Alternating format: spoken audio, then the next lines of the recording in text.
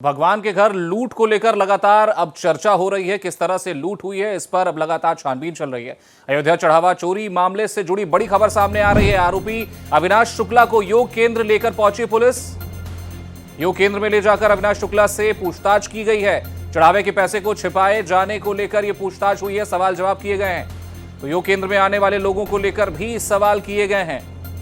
योग केंद्र से मिला था क्यूआर कोड लगा रहस्यमयी बक्सा, जिसको लेकर पुलिस ने पूछताछ की है और इस पूरे मामले में छानबीन लगातार जारी है। तो अयोध्या चढ़ावा चोरी मामले से जुड़ी ये बड़ी खबर हम आपको बता रहे हैं। अविनाश शुक्ला को योग केंद्र लेकर पहुंची पुलिस और यहां पर पूछताछ की गई है। जो लोग आ रहे थे उनको लेकर भी पूछताछ हुई है। तो रहस्यमयी क्यूआर कोड लगा हुआ बक्सा यहीं से बरामद किया गया था। तो आपको बता दें कि पुलिस की तरफ से लगातार छानबीन जारी है, लगातार कार्रवाई पुलिस कर रही है इस पूरे प्रकरण में। जिस तरह से चढ़ावा चोरी वहां से हुआ था और उसके बाद पैसे की बरामदगी भी की गई है। तो ज्यादा जानकारी के साथ हमारे सहयोगी मनमीत गुप्ता जुड़ गए हैं अयोध्या से। मनमीत जी, क्या अपडेट इस पूरे मामले में? योगा सेंटर लेके पहुंची थी पुलिस, क्या कुछ अपडेट वहां से, क्या कुछ जानकारी वहां से मिली? अंकित, देखिए, क्योंकि आज अविनाश शुक्ला को 13 घंटे की जो है रिमांड पर लिया गया था।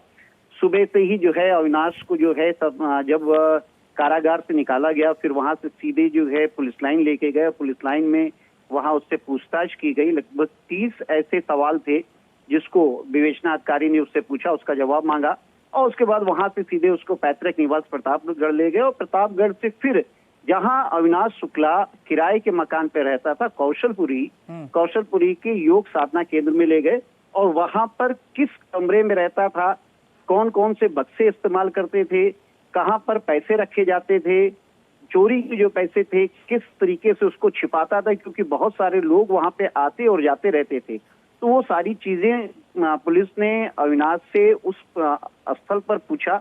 फिर वहां से ये भी जानने की कोशिश की कि कौन कौन उससे मिलने आता था, क्या एक जो संदिग्ध बक्सा है वो किसका है, उसके बारे में भी जानकारी की। हालांकि वो संदिग्ध बक्सा जो है उनके गुरुजी का है, उस अविनाश से उसका कोई लेना देना नहीं है। लेकिन इन सब के बीच में सबसे महत्वपूर्ण है क्योंकि अविनाश से लगभग 20 लाख रुपए बरामद हुए थे और वो इसी योग साधना केंद्र में ही रखा गया था। तो ऐसे में ये जानना बहुत जरूरी था पुलिस के लिए कि आखिर वो पैसे कैसे छिपाता था और एक बड़ी रकम थी। ये सारी चीजें पुलिस ने उससे पूछा है अविनाश से।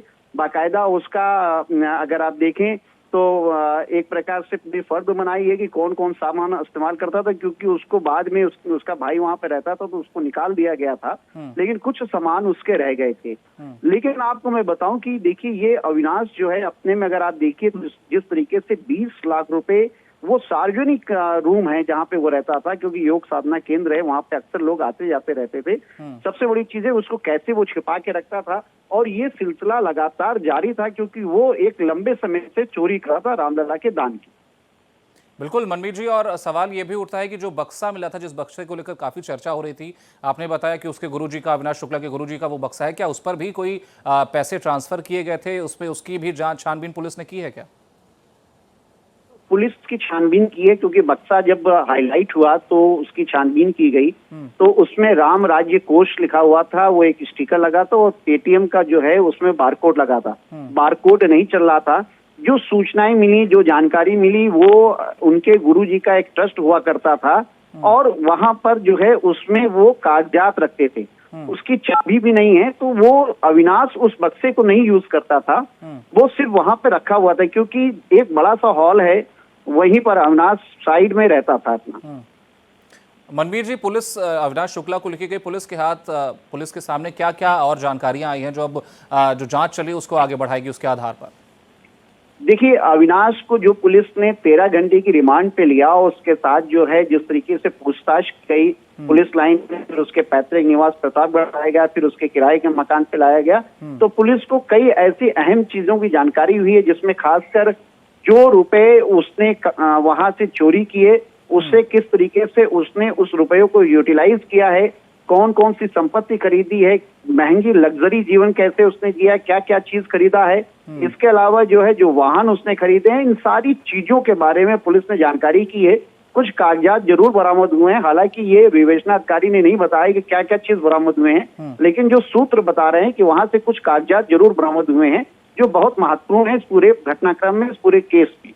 चलिए बिल्कुल मनमीत जी, आप लगातार नजर बनाए रखिएगा इस पे। हालांकि अब छानबीन के बाद ही स्पष्ट तौर पर निष्कर्ष निकल के सामने आएगा कि क्या कुछ मिला है और जांच के बाद ही स्पष्ट हो पाएगा कि किस तरह से पूरा घटनाक्रम घटित हुआ है। फिलहाल हमारे साथ जुड़ने के लिए और जानकारी साझा करने के लिए धन्यवाद आपका।